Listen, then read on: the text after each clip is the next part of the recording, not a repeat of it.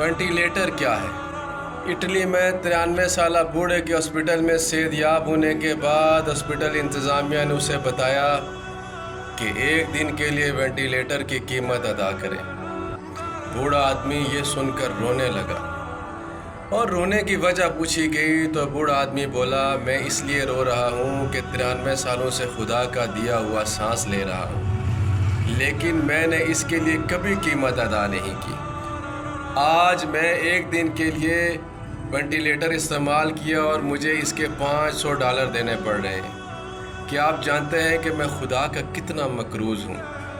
मैंने ज़िंदगी में कभी भी खुदा का शुक्र अदा नहीं किया, लेकिन फिर भी वो मुझे 93 सालों तक सांस देता आ रहा है। कभी कभी दिल में ऐसी बातें होती हैं जो ज़बान तक आकर रुक जाती हैं, ना किसी को बता सकते हैं और न छुपा सकते हैं।